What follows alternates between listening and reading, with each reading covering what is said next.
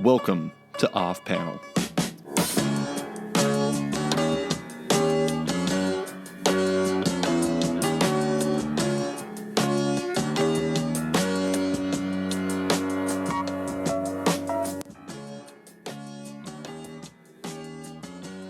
Welcome to Off Panel. I'm your host, David Harper, and this week's guest is the man behind Shaolin Cowboy, the most insane action comic you'll ever read. It's Geof Darrow. Thanks for coming on, Geof. Thank you for having me on. So, this podcast is going to be all about your art through the prism of Shaolin Cowboy, specifically the new collection of the series, Who Will Stop the Rain. But I wanted to start somewhere different because I've been wondering about this picture that Felix Liu of Felix Comic Art tweeted out a while ago about your studio.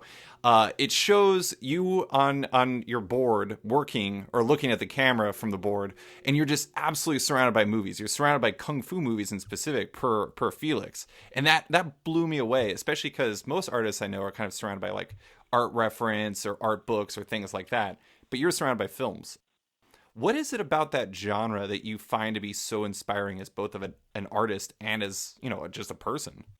Oh, I don't know. I kind of, my interest in the martial arts came back in, I guess, when I first saw Bruce Lee in Green Hornet, and he was doing what they call kung fu, which I'd never heard of, and I thought the movements were so wild, and so I became real interested in martial arts. And then I saw the Seven Samurai, and I got really crazy about Japanese films. And I don't know. I think the Japanese films work better in terms of like story and acting, and just as a complete film. But the kung fu films, I think, they're funny too, because they have such crazy plot lines, and I don't know. I think the dubbing has something to do. It has a lot to do with it. I like listening to the dub stuff. It makes me laugh when someone's like, "Your kung fu is really great." Oh, don't even. Oh, he used his kangaroo fist. I can't beat that. That kind of stuff cracks me up. I mean, I grew up. I was there for the big kung fu craze of the 70s, where they were just flooding the market with one kung fu movie after another. There's so many of them. I'm curious what the budget were on some of those. If that answers your question. Yeah, no. It is kind of amazing. And one thing I like about it is it kind of makes sense. Obviously Shaolin Cowboy is very action centric, and it gets into those things, or it gets very in depth in that. But one thing I always think is pretty underrated about Shaolin Cowboy to me is the fact that it's actually funny too, and it kind of ties it ties into what you're talking about with those kung fu movies. Is like just people really talk about like the action of it, but there's a lot of humor in there as well. Like I don't even know if this was intended to be like an extremely long punchline, but in Shaolin Cowboy Shemp Buffet, I love that like the whole thing basically comes because the cowboy is trying to like save these four idiots from themselves who are getting surrounded by zombies, and then the end, like it's almost like a punchline. He ends up getting taken out by the same four idiots who he was protecting, and it actually made me laugh. I don't even know if it was intended as humor, but it made me laugh in the same way those kung fu movies would. Oh yeah, I thought it was funny and a bit ironic that Yeah, I was trying to. And you're the first person to say that. Really? Yeah. No one's ever. Yeah. I thought it was. In France, I did some interviews, and they got it, but in America, no one ever gets that part of it.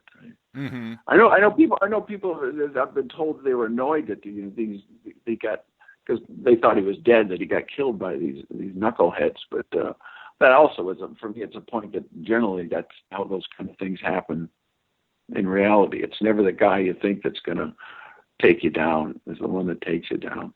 Yeah, I mean, in those stories that are always about like the unstoppable warrior or the fighter that can't be stopped, it's always somebody that you don't expect. Yeah. And because they are unexpected, I guess that's part of it too. Right through history, and Wild Bill Hickok, and a good example. Or Jesse James, well, he was kind of. Yeah, yeah. Well, I did want to ask about you're obviously a huge fan of Asian cinema. I've read interviews where you talk about manga. You have like an incredible like background because you lived in France and Mobius was one of your biggest inspirations and a friend. You worked for Hanna-Barbera and film productions. I mean, like that's a stew of potential influences. But I wanted to ask about like how you feel all those influences and experiences like kind of change your perspective as to what comics should be, because like Shaolin Cowboy isn't like a traditional narrative, especially something like Shemp Buffet. Like, do you feel like all of those different stories, like kind of engaging with manga and engaging with French comics, kind of change how you approach comics in America? Yeah, well, I was a big Marvel Comics guy. I was still like Marvel Comics, but it was very Jack Kirby and Steve Ditko and Gene Colan and Gil Kane. And when I was in high school, I happened to find in the library a book on comics around the world, and I became just, I didn't realize there was anything outside of the United States, and I did my best to try and find some of these things. Like I grew up in a small town in Iowa, small by American standards, but you couldn't find anything there. And whenever I would get a chance to get outside of the city, I would always try to go to I'd look in the phone book to see if there are any foreign bookstores, like French bookstores or Japanese bookstores, and I would just go there and look to see if they had any comic books. Mm-hmm. And I just realized that that I always thought that like the Europeans had more of Hal Foster, Alex Raymond type of drawing. I mean, their drawing was so complete; it wasn't too stylized. It was fairly realistic, and I became quite enamored with that. But along with the crazy action and the amazing epicness of like what Jack Kirby would do, and I always attempted to try to kind of jam the two together. I don't know how successful I am, but. I do think that like with Shaolin Cowboy, like one thing I really like about it is just the fact that like it's in some comics it's like they almost kind of dedicate. I mean, there's so much talking in a lot of American comics that it's like they don't dedicate very much time to like having the impact of a fight felt, and it's like you kind of stretch that feeling out into like the nth degree, kind of like some manga does. It's like you read some manga and it's like some of the fights take like 20 or 30 pages. Like I watch anime where like the fight is an entire episode, and it's like you kind of get into that world too, where it's stretching these things out and really kind of embracing the intensity of the fight. Yeah, I mean, I know people like with that Shemp Buffet, like, oh, the fight, that goes on way too long, and this and that. And, I mean, if you just read Lone Wolf and Cub, the last book, it's nearly the whole thing is a fight, the fight between him and the Lone Wolf and his nemesis, Yagyu. And, I mean, in anime, a lot of which is not all of it, but a lot of it's taken from comics or games. If you read the manga that it's based on, they're all, like Dragon Ball is, the fights that go on for like 4 or 5 books. And, and I mean, I'm not saying that's the only way to do it, but I always found that kind of interesting. In Chef Buffet's case, I just wanted to see how far I could stretch it out before people got annoyed. Yeah. They got annoyed pretty quick, I think. No, I mean, the reason why I appreciate the way you approach stuff is because like there isn't just one way to tell a comic, and like, what's that? I agree with you. I don't think there is any one way to do it. If somebody says there is, then entitled their opinion. But if that's the way it is, comics will become really, really. If they're all like mine, they get pretty stagnant pretty quick. Yeah. There's a lot of different ways to do stuff. I mean, the French way. I think sometimes the French have way too much talking. I mean, they're beautifully drawn and 20 pages into it before they finally do what they say they've been building up to. And I mean, I've seen that. I mean, actually like a comic that really, in terms of having a sustained piece of action, I think it was Spider-Man 32 or 3 or 4, where he's fighting these hot dog octopus, and he's buried under these tons of metal, and he breaks free and fights all these guys to go save his aunt. And I thought that was the most amazing action thing I'd ever seen in a comic book. Mm-hmm. And I think they put it. I think Sam Raimi put it in I think it's in the second one. They show that. Yeah, I mean that's right out of that fantastic thing where he just says, "I've got to get out of here," and he lifts the weights off him. And that was such an amazing moment. Mm-hmm. As a kid, where and I think I've always been trying to reproduce that myself. Mm-hmm. What I do, it made such an impact on me. I do like that you mentioned Dragon Ball, because I thought it was really funny when you had threw out a Akira Toriyama reference in Who Will Stop the Rain, because Warden Do You used that as one. Was that a guess at what the Shaolin Cowboy's actual name was? His actual name is in there. When I think, he starts to say it at one point. Yeah.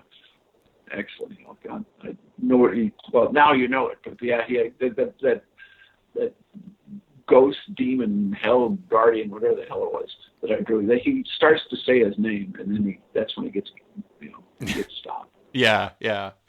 But yeah, no, because I love Toriyama. I mean, way back in the '80s, a friend of mine was living in Los Angeles, working at Hanna-Barbera. He showed me that comic that Toriyama did before Dragon Ball, called Dr. Slump.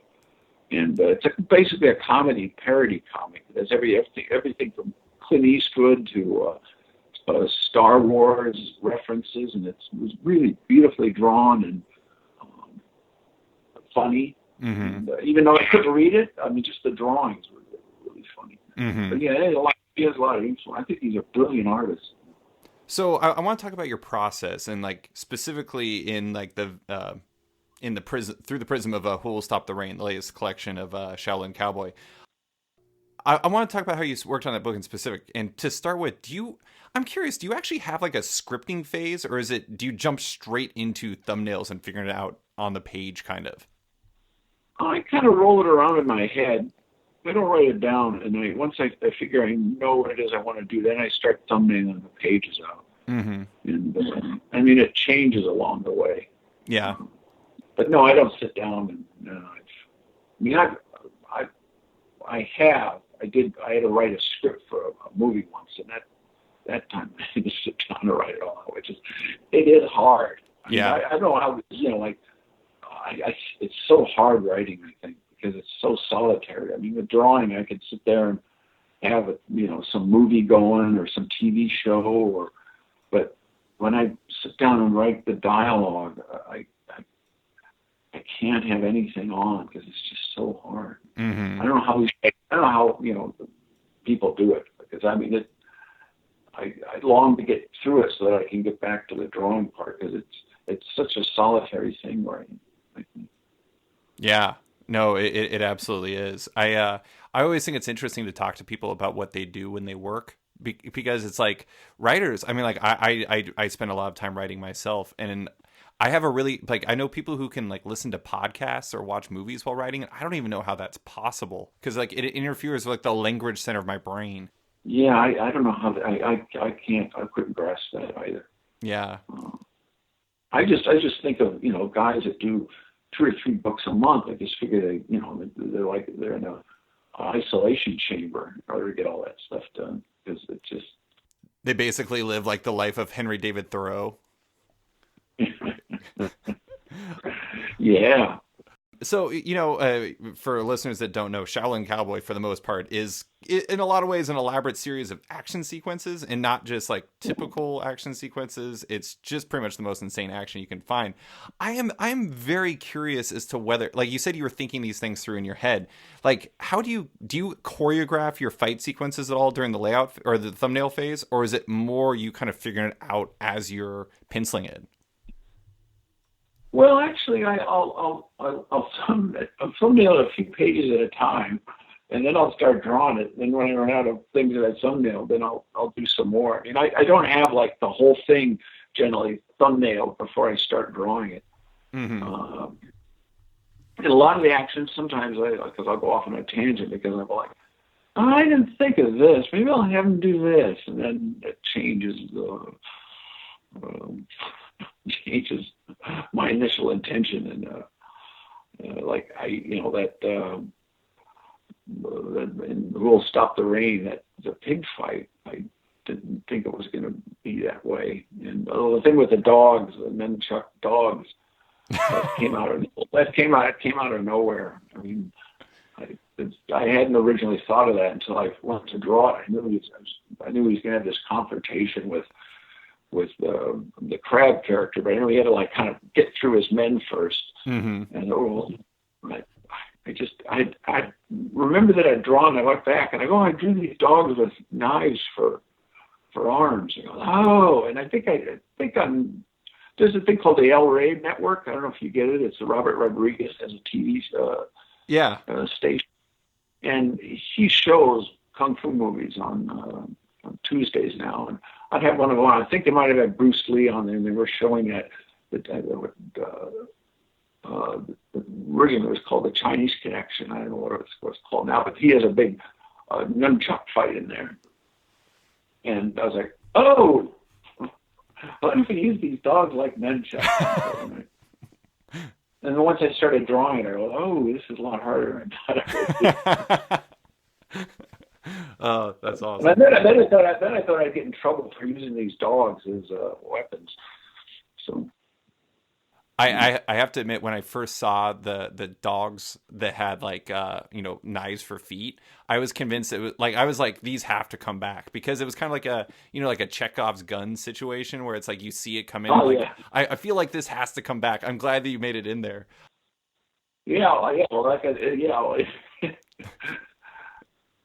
yeah. I mean, I was surprised that I did it, because, like I said, that wasn't my intention. I was just drawing crazy stuff. I wrote stuff that I thought was crazy, and that came to mind. And at that point, I never intended you to see them at all again. Actually. Mm-hmm. That is one thing I'm really curious about, is like you look through all the details of the page, and it's like, there's like graffiti, and then there's like signs in all the towns, like in Palin's Bush, you can see all the varying businesses and things like that. But like one thing I really liked is there was this one sequence where it was when the first crab attacked, God, what was his name? Krabby something. Attacked the cowboy at a gas station.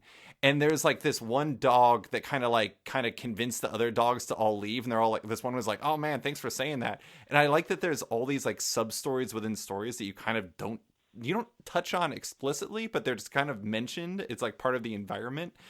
How do you decide to do things like that? Is that just, you're just figuring things out as you're moving along?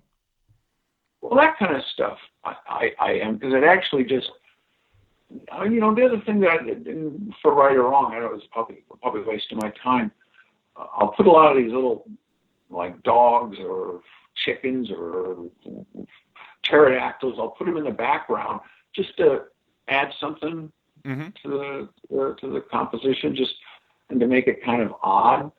And I didn't have the intention at the time. But a lot of people don't do that. I mean, you'll have like a scene of someone on the city, and it's always very clean, and there's always like one or two people, and there's one car, but there's never any dogs. You never see dogs. There's always dogs running around, or cats, or birds, or something. When you walk around almost any town. And so I draw it. Then when I go back and I'm writing the dialogue, I generally think, it'd be funny if this dog said this, and but none of it. I mean, that isn't my intention in the beginning. That dialogue with those animals is just something I added later. Because he doesn't talk much. He doesn't hardly talk at all. Right. And generally, the people you're up against do most of the talking. And I don't know. I just like a lot of it is influence from movies as well. Because I've had this argument with people before about Fury Road. the Mad Max film, which I thought was absolutely brilliant. Mm-hmm. And they just mention a lot of stuff without actually showing it. And you go, oh, I'd like to know more about this or that. Well, you know all you need to know. When he says, like, I just for that scene where they're talking about, oh, we got to contact so-and-so from the bullet farm. Right. I go, wow. That tells me, I don't need to know I know what the bullet farm is. Just, it creates these images in my head that are much better than actually going there and showing guys, and they've got a factory and they're loading, they're putting powder and brass cartridges, and it's brilliant to me when you just throw out just a name and it just creates for me a whole history without having to show it. Mm-hmm. No, that as soon as you mentioned Fury Road, I just the words that came in my mind were bullet farm, because every time I heard that in that movie, I was just like, that's awesome. Like, I love that, like, just it sounds like a throwaway line, but it's just a line that builds the world really subtly. Yeah, and that's fantastic to me. And I think people thought, oh, the story's really sparse. And I don't think so, man. There's a whole lot going on in that film. Mm-hmm. I think it's probably, I think it, and I'll probably get yelled at for saying this. I think it's probably one of the greatest feminist films ever made. I think Furioso is probably one of the best female action characters probably the best of all time. Yeah. No, I think most people would agree with you on that. Their Furiosa is incredible, but yeah, I mean, I really like that you include those details, because it makes the world feel more lived in. And like, people who may have heard what you said about, like, you when you're walking around town and animals are just there, like, I imagine some people when you say that are like, I don't know about that. I will say that I 100% agree with that, because one time I was at a bar up here in Anchorage, Alaska. I walked out the back and there was a man walking a reindeer through the alley. Oh, there you go. Yeah, that kind of stuff. Yeah. Anything can happen. I mean, when I was working on Hard Boiled, and I remember there's a scene I drew in there with that's set in Hollywood, and I drew all this crazy stuff in there. And Frank was, where does all that come from? I mean, it's like, it doesn't, I go, just look around. I see this kind of, it's not that odd to me. I see a lot of odd stuff in Hollywood, and I would magnify it. I wouldn't do it exactly, but.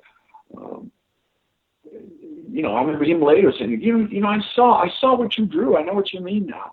I've seen that kind of stuff going on in the background, just walking down the street. And I think it adds detail and a layer of detail to the. I'm being very gracious with myself by saying in my story.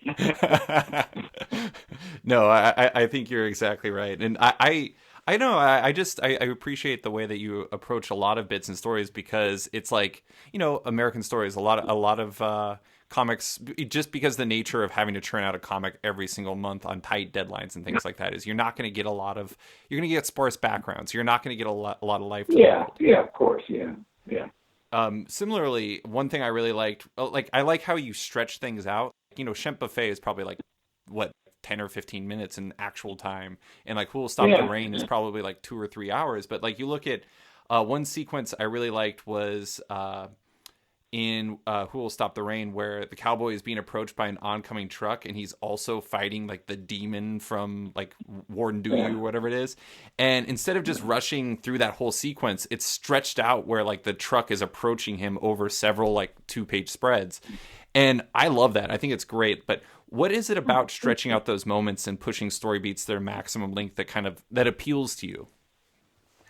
I don't really think about it. I just from having watched so many movies, I like that you have like action going on inside of action. I thought he's got the threat of this thing coming from hell to take him back, and you got this car that's going to maybe run him over, and then you cut back and forth. Like in a movie, they cut back and forth between different things, like the guy running for the car getting closer, and then maybe an airplane coming out of the sky, and I just thought it added some action within action. Mm-hmm. If that makes sense. No, I mean, it makes it feel a lot more, I don't know, intense, immediate, dense. I really appreciate that. But I also really appreciate the fact that it was the first time in history that truck nuts actually proved to be useful. God damn, the first time I saw those things, we have a pretty famous road here in Chicago, runs along the lake. It's called Lakeshore Drive. Mm-hmm. And I'm driving, and I see this I think it was a truck, yeah, it was like a pickup truck, and I could see something, and I go, what the hell? And I kind of sped up a little bit, get close to see it can't be. You're kidding me. And I was like, oh my God, I couldn't believe that such a thing existed. I mean, it was so American to me. So I come home and I look it up on the internet, and sure enough, it was a real thing. I thought I imagined. I thought, well, maybe that wasn't. Maybe it was something else, like a trailer hook that had fallen down, and that's what remained of it. And it can't actually be testicles. And sure enough, wow. So anyway, yeah, I thought that was a funny idea. It was a funny idea. I mean, I have to admit, when I was reading it, I was like, oh man, he's gonna end up on this truck. I don't know how he's gonna end up on his truck. And then he grabbed the truck. Then like truck nuts appeared from nowhere, and he grabbed onto them, and I was just like, that is amazing, because Alaska has a fair few trucks that have truck nuts on them, or at least they used to. And I was just like, I always thought they were the dumbest things, and so the fact that you actually worked them into the narrative was pretty amazing. Yeah, well, my story's a lot to do about nothing. So, I mean, it's actually kind of different colors. You get flesh colored, you can get chrome colored, you can get green ones, blue ones, and I sent for a pair of them. I gave them to someone as a Christmas present. Oh my God, that's hilarious. So I wanted to ask about the pencils part of your phase. You have an art book showcasing just your pencils called fittingly Lead Poisoning. Some artists I talked to, like I had Chris Somney on my podcast, and he is like crazy loose on his pencils, like insanely loose on his pencils. And he uses inks to finish things out. That is definitely not you. You go all out on your pencils. Why is that how you work? Well, because I'm just trying to figure out how to draw things, and I'm always afraid if I just leave it to the inking stage, it'll look crappier than it is, and just very actually lacking in confidence. And I got to draw it out so that I don't make a mistake, and I make mistakes anyway. But I think maybe if I get it all spelled out here so that the perspective looks right and the figure looks right, so that when I go to ink it won't look too bad. Mm-hmm. It's just I'm very anal in that respect. I've watched like Mobius. Mobius, when he would draw in the style Mobius, his pencils were a lot looser than when he would draw as Jean Giraud. He'd do Lieutenant Blueberry. Those pencils were much more. Except towards the end of his life, he was because he could draw so well. His facility was so incredible. He didn't have to draw the pencils as tight as he was in the beginning. But I'm not very confident, so I have to really draw things out for myself. That is really fascinating that he would draw in different styles as Mobius and as Jean Giraud. I mean, like, I don't know, like I'd never heard that before, but that is like a very fascinating insight into kind of how somebody would approach things. I'd never heard that before.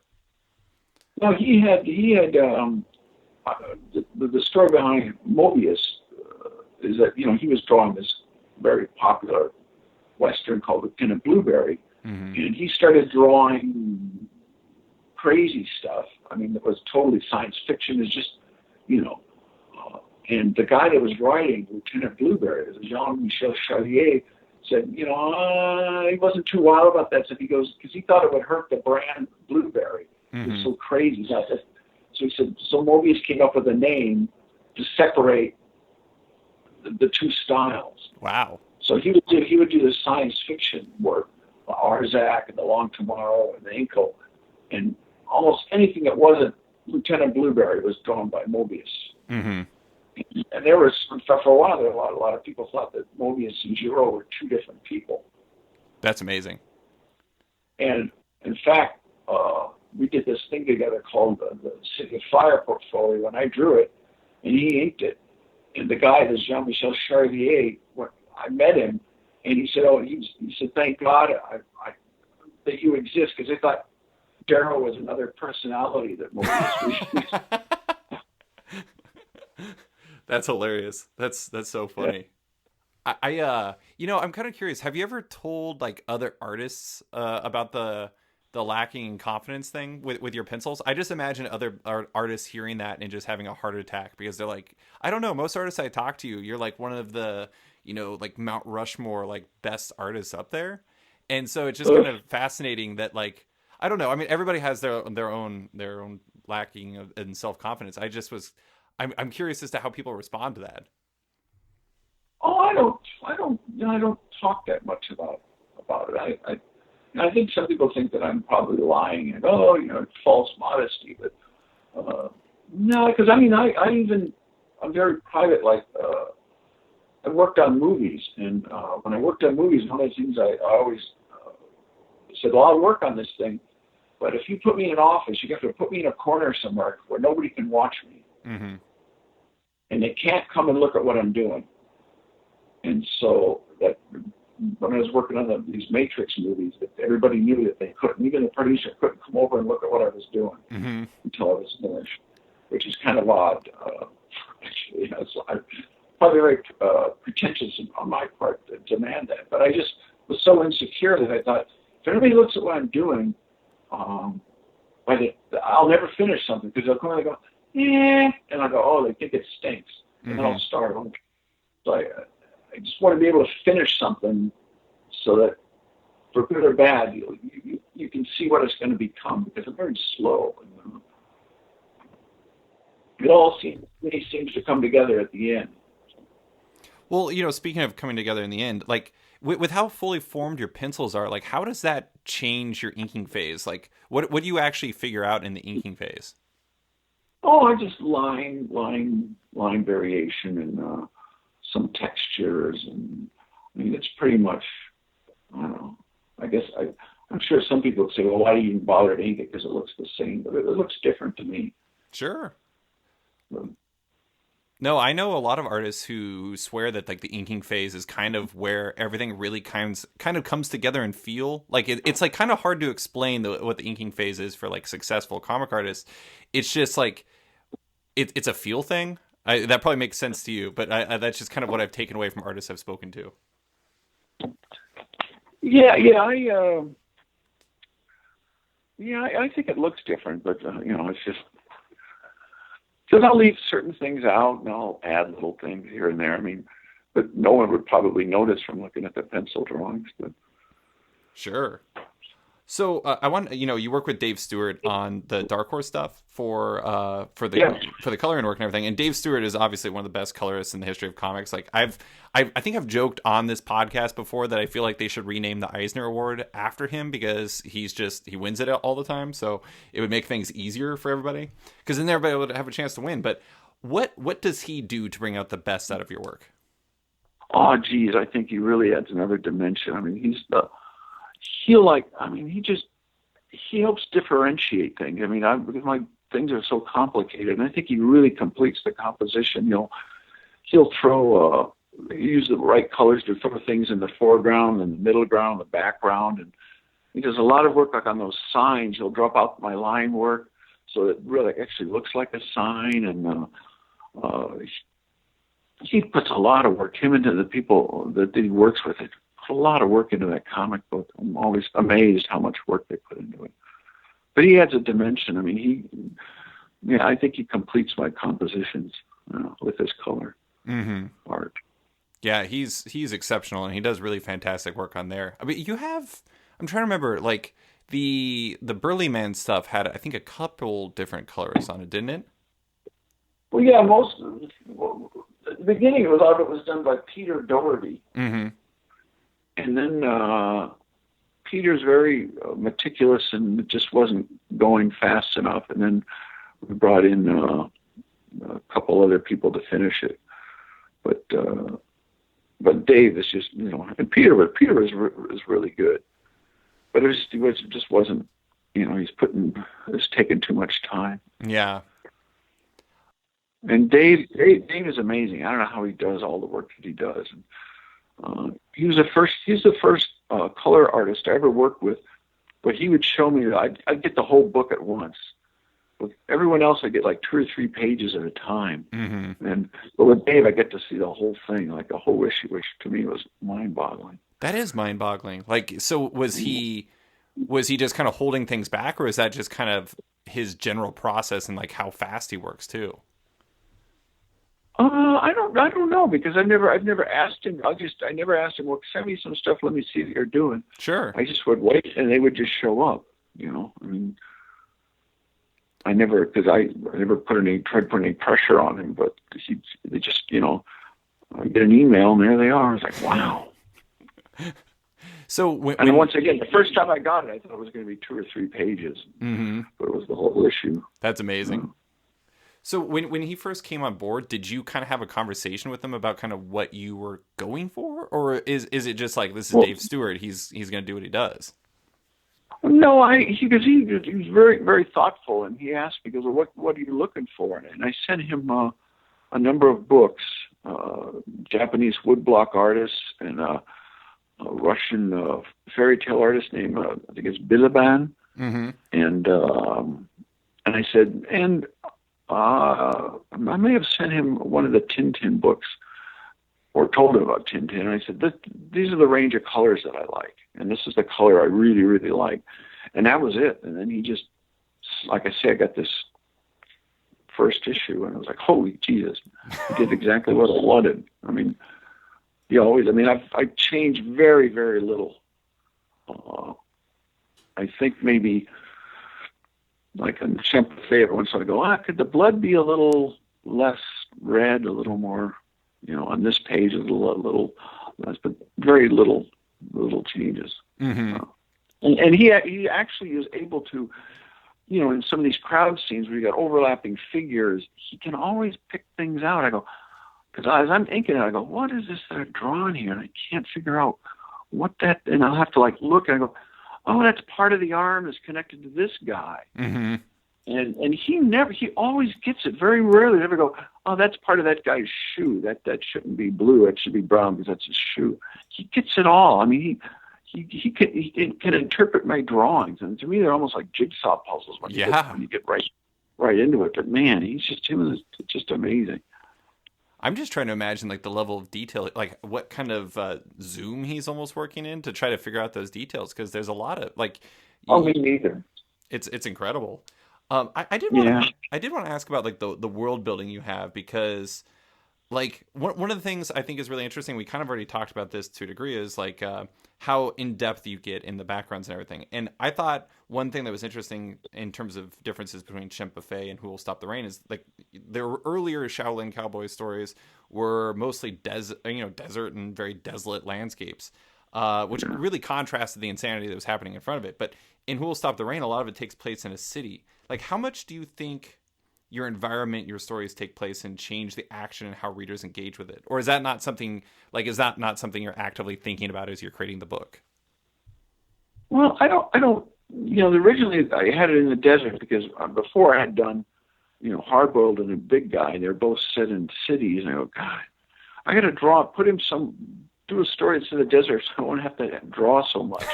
And I can get it out faster. I managed to complicate that. And I like drawing cities, and so that's why in this latest one I wanted to get him back into the city, and because I enjoy drawing buildings and like putting signs in buildings and put little jokes and because I started. Well, I've always done that, but I think the first time I really did it was in Hardboiled, and some people read them and get it, and some people don't. I mean, it doesn't matter if you do or you don't; it's there, and it just creates that particular piece of the world that he happens to be in. Because I always think of backgrounds as a kind of a character as well. Mm-hmm.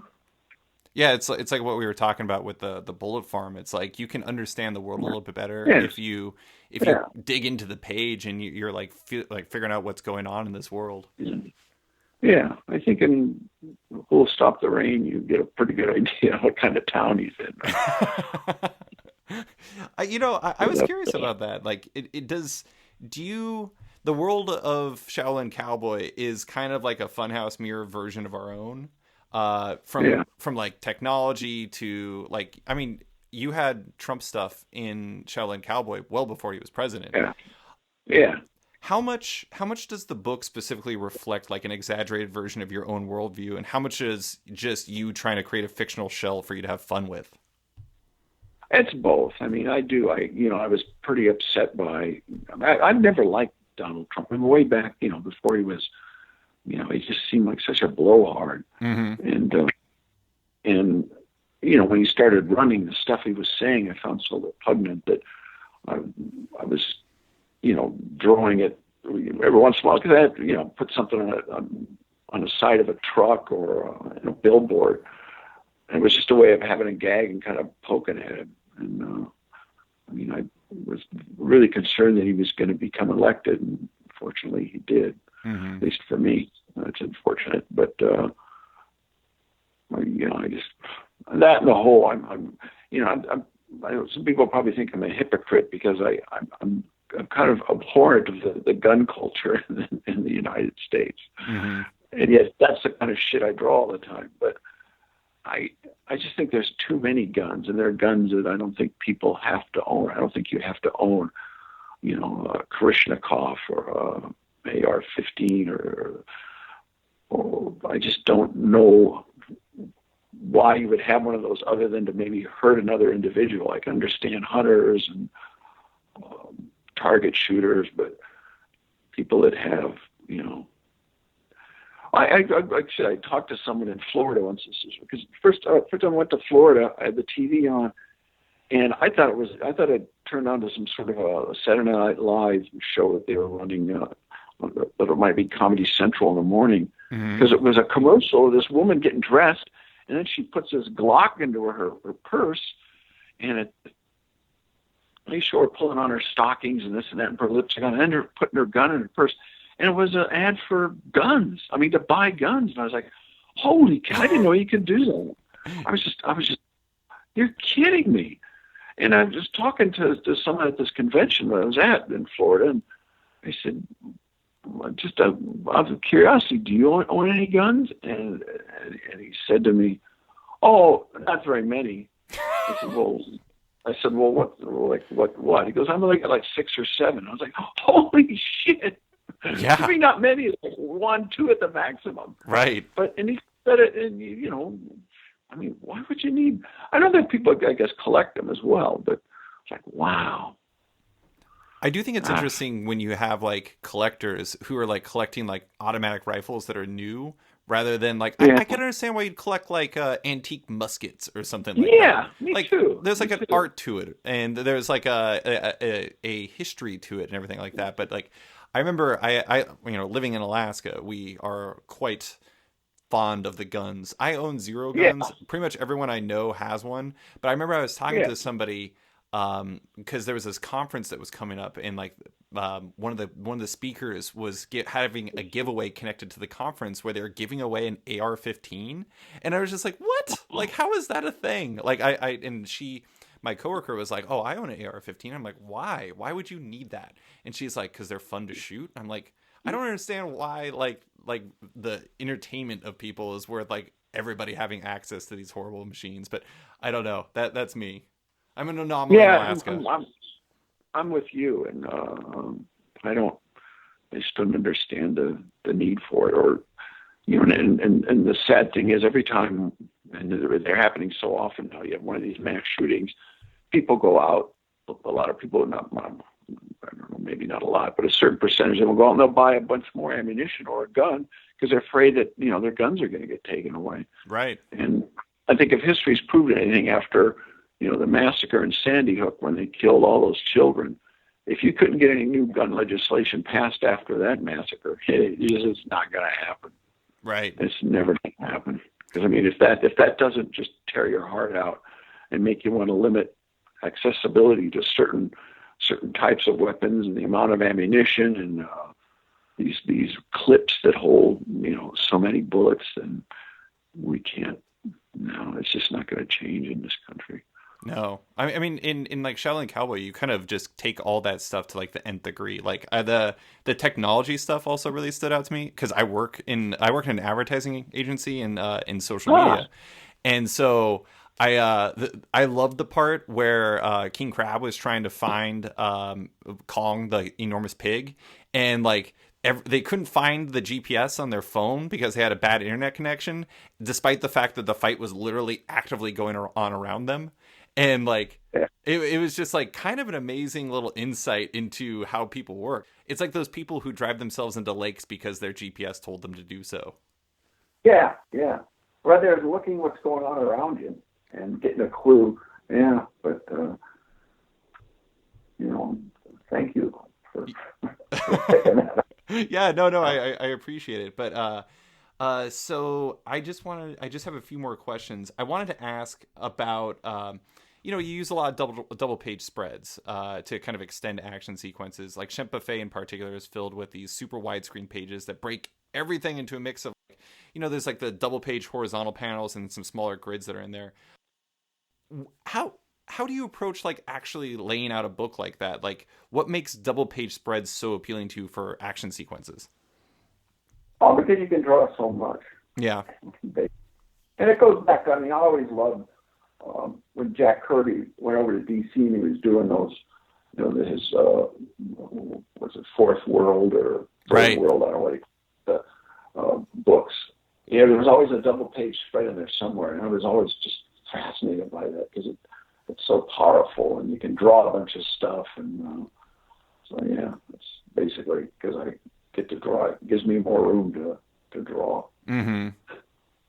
I do. You know what the weird thing about comics today is the fact that there's so many different ways to read them that it's almost it's almost like I was reading it on my iPad.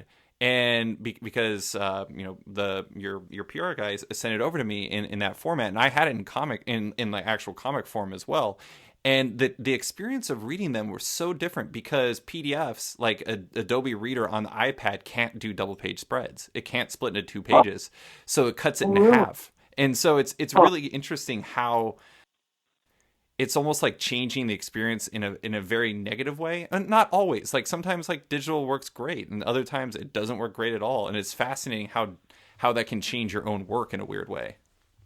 I've never seen him. I've never looked at him on. So yeah. It's interesting to know. Wow. So the last thing I want to ask about was kind of this is going to be maybe awkward for you because I know you're not overly fond about talking about yourself, but I wanted to ask about how you kind of view yourself today, because you've had success in movies and animation, but you always come back to comics. Like even if you have other jobs going on, do you kind of always view yourself as a comic creator first? Yeah. I remember I was working on the Matrix movie. I was working in a room with Steve Scroce. Yeah. He had a great comic book out called Maestros. Really, really great comic, and Image puts it out. And he and I would sit there and we're working on these movies. We're seeing movie stars and all that. And it was pretty. We had access to all that stuff. But we were both just sitting there going, I can't wait to get back to comics. Mm-hmm. And even in the business, you'd have guys there are guys that work on comics that talk about, I really like to work in movies. And it's funny because the guys that work in movies are like, I wish I could do a comic book. But they can't let go of it because the money's so good, and the movie money's so good, and the comic book guys, they just, it's neat. It's neat to see your name, on the big screen, and because movies touch everybody, and it's a funny thing to draw something and then see it reproduced, mm-hmm. On the big screen, and but when we're there working, we just can't wait to get back to comics. You can do whatever you want. You're your own. There's no budget. You don't have to worry about getting guys coming in and going, they're never going to be able to build that. So you might want to, take a few arms off that thing because we'll never. That'll put. I remember doing a drawing. The production designer on The Matrix came in one time. He wanted to know what I was working on, and he said, because I work almost strictly with the directors. And he said, so what are you working on? I said, well, why? He goes, well, I want to make sure that you're not going to draw something that we can't possibly afford to build. Because once they see it, they're going to want it, then I'm going to have to build it. Right. And so like at one point I was there, he goes, no, don't draw that. We don't want you drawing that. because if they wanted to give it to someone else, that they would draw something that was more plausible and cheaper to build. Because I drew a lot of stuff that must have driven him crazy, because he had to, reproduce it in either in CG or in reality. Mm-hmm. And once the director chooses something, you kind of have to do it. So it is pretty cool seeing, like, people like you and what Steve does, what you guys do once you actually get out of the movies, because it's like, Shaolin Cowboy is what you choose to do for yourself. Like that's you, like that's you having fun on the page. And I think that's pretty amazing, because it's like, it allows you this total freedom to tell the story exactly how you want to. Yeah. I mean, working on those Matrix movies was just a once-in-a-lifetime amazing experience, because, like I said, they had such access to the directors. I mean, they would come in and, you just go in and sit down and talk with them about what you want to do, and they'd come in and they'd look at what you're doing and talk to you about it. And, if a movie star came in and you wanted to meet them, they'd come on in, we'll introduce you. And it was a really privileged working experience. Mm-hmm. Sitting in a truck with them while they're filming the big car chase and seeing cars blow up in the background and in the back with the cameras going. And it's like, holy shit, man. Never in a million years would I thought, a kid from Iowa would be sitting in the back of a car watching a scene that must cost $500,000 to shoot. Yeah. Oh. That's amazing. Because a lot of times when you work on movies, you don't even see the director. Mm-hmm. A lot of production designers are a little kind of, they don't want anybody to know anybody is working on this thing except for them. Yeah. And so you never get to talk to the director. And in some cases, I know that there are some production designers actually sign their names to your drawings, because they see it as, well, I'm the production designer, so no matter what you draw, it's still me doing it. That's strange. I guess I could see it, but at the same time, that is very odd. Yeah. I myself never cared, because I've got a job to do and I draw it, and if it's fine, if they like it, then I've accomplished what I was set out to do. I don't care I don't care about credits much anymore. Right.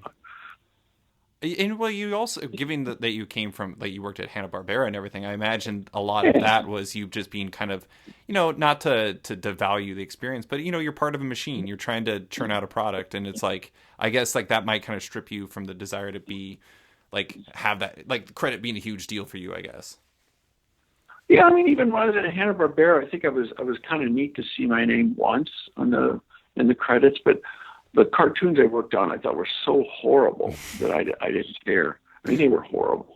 To this day, I'm always surprised when people, I was fans of this show. I was like, wow. Yeah. I remember having to read some of those scripts and just, I never thought I could fall asleep reading something, but I could find myself starting to drowse off, just nod off, because some of those scripts were so bad. And Super Friends and Scooby and I used to have an active rule that if I fall asleep reading something, whether it's a comic or a book or whatever, like, that is not a good sign. Either, I'll give it twice. If it happens twice, that means I have to drop whatever I'm reading, because, like, clearly I'm not invested in it. Yeah. I had to read the scripts, and you'd go through and you'd pick out things that had to be drawn for models. Mm-hmm. So you had to read the script, and you also had to know if it only showed up in one scene, then you didn't have to do a model of it. But if, like, there's a vase that shows up in one scene or shows up in 2 or 3 other scenes in the show, you had to do it. You had to do a model of it, because when they would lay these things out, there'd be 3 or 4 different artists, and they're not always communicating with each other, because some of the layout artists were in America, some of them are in Taiwan, some of them are in Northern California, so they had to have a consistency. So sometimes it'd just be drawn like a vase, because they knew it was going to be in 3 scenes. Mm-hmm. Like Shaggy was going to pick it up in one scene and then throw it to Scooby, and then Scooby disappears and he shows up with it on his head 4 scenes later. All right, so the real last question, I just have to ask something that I've been wondering about since I was a kid, and it's kind of taken through Yes. context. One of the first comics that I got that wasn't a like X-Men comic or like a Superman comic or something was the big guy and Rusty the Boy Robot. And like back when they had like the big ones, like the larger size oversized Dark Horse ones, and I Yeah. loved that comic. Like that blew my mind. Oh, And thank you. but the thing that, like, looking back on it, like that's a larger book, and I loved reading it in that because I would like just pour through all the details on the page, and it was just so much more fun to read than a normal comic size for me when I was a kid. But like Shemp Buffet is also larger size. I think it's like A4 sized. Like, is the reason why those are sized like that? Was your background in French comics have anything to do with that? Or Yeah, yeah, exactly. And when I did Hard Boiled, I was drawing it, well, I think French style. It's their size, and their collections are different than American. And then even when I did Big Guy, I still stuck with that format because I knew it was going to be printed in Europe. And I always liked bigger comics. I wish I could print all of them that size. But, I mean, the one thing I used to get that always cracked me was people go, well, I didn't buy that comic. I go, why? I go, well, it won't fit in my flat box. Okay. I mean, seriously, people will yeah, complain. I mean, or it'll stick out on my shelf. right. Oh, okay. I mean, that's never bothered me. I mean, I like giant comics. I mean, I love those. IDW Scott Dunbier does those artist edition books, which I think are fantastic. They I must. love those. It's funny because like I just turn around and I have like I have my shelves in my office where I do my podcast just filled with comics, and like on top of it like I have like Chris Ware's Building Stories, and it's just like, Yeah, those people would probably hate that, but at the same time, what are you gonna do, tell Chris Ware not to do that? yeah, I love it. I just like that there's different size comics. I remember when Frank did 300, it was almost like CinemaScope. It was, Yeah, it was fantastic. it was more But, like almost like a picture book style, like yeah, and I love that. I mean, it goes back to what we said earlier. It's like comics don't just have to be one thing. It's like another yeah, thing I really appreciate that I wish American comics did more is I love like the kind of digest size of manga, like that's a little bit smaller. yeah, yeah, I don't know. I yeah, think that's great, and I think that the idea that comics have to just kind of fit one size or one format or yeah. whatever is not necessarily a great thing. I agree with you. And even I think comics are more diverse now than they've ever been. I mean, because you have comics like uh, Lumberjanes and alongside with the Marvel stuff. I mean, I mean, Love and Rockets. Well, that's been around for a long time, but just comics that they're not superhero oriented, just fantastic. I'm glad there's so many of them. The Dan Klaus's stuff and Charles Burns, and God, there's so many comics that aren't in the Marvel universe because. I'm just glad that all that stuff exists. Now, I don't like all of it, but I'm glad that it's there because it just shows that people are trying different stuff. And it could speak to a different audience. Yeah. Yeah. I mean, I love that, I mean, now you have, I mean, more women are interested in comics than when I started because when you go to a comic book convention, you would, you'd see like one or two women in there you still see the reluctant, girlfriend that's come along. But now you see young ladies and all ages that come in that they're reading comics. They like all sorts, and not necessarily just Batgirl and I don't know, Squirrel Girl or they're just different books for everybody. Yeah. I'm glad. I mean, I don't know sales wise how all that stuff does, but I think some of the best comics out there aren't the stuff coming from the big two. Sure. Absolutely. I mean, the Walking Dead is such a huge hit, and Saga and just books that don't really fit into the mainstream mode. I'm just glad that they're there. Yeah. They're fantastic. Mainstream has always been a very interesting term for comics because it's always I think it was somebody at Oni Press who said this, but it was like the real mainstream. It's like it's kind of the reverse of what actual mainstream is. It's like superheroes once upon a time were not like the actual mainstream. Now they're definitely the actual mainstream, but it's like it is interesting how in mass media it's like superheroes are surging, while in comics it's like you have all these different things that are surging. It's like you have a diverse story set and genre set that's kind of being realized in comics for kind of the first time in ever. Yeah. It's, and the one thing that always got me is this term is when they would talk about, like, for instance, somebody like Dark Horse or IDW or Image. They go, the independents. What do you mean? Well, what are they independent of? Yeah. Go, well, it's not Marvel and DC. I go, yeah, but Marvel and DC aren't one group. They're two different publishers. So it almost seems like if you're not with Marvel or DC, you were kind of ghettoized. You were independent, right? Which is a good word to me. But the way they use it, it's like, yeah, well, you're not. Don't you really want to be working for Marvel or DC? Maybe, but I don't think Marvel or DC is going to let me do a comic with a big pig in it. A big pig with a lot of weapons. That is for damn sure. Yeah. Geof, that is all I have for you. Thank you so much for coming on and chatting with me. I really appreciate you taking the time. Thank you. I appreciate you taking the time. Thanks for listening to this week's episode of Off Panel with cartoonist Geof Darrow. You can find his work in Shaolin Cowboy, Who Will Stop the Rain, the recent collection of his series at Dark Horse. If you're a fan of the show, there's some big news. Off Panel now has a Patreon. If you like the show and want to support it, consider backing it on Patreon at patreon.com/offpanel. There are fun rewards and insider information you can get if you do.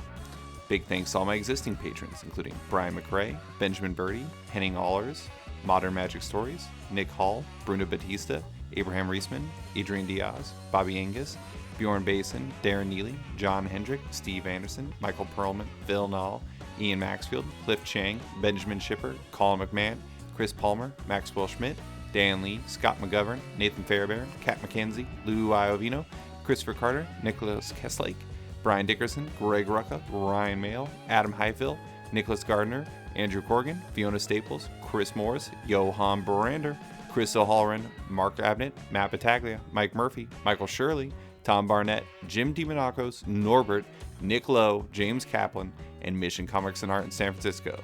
You guys are all the best. Don't forget to like the show on Facebook at /sketched. That's SKTCHD. Follow it on Twitter at SketchComic or follow me at @SliceFriedGold. Want more from Off Panel? Subscribe on iTunes or Stitcher and give the show a rating or review while you're at it. A quick thanks to the band Wolfpack, whose excellent track Outro from the album Volmilch opens and closes the show now. Give them a listen as they're totally rad. Thanks for listening and tune in next week for another episode.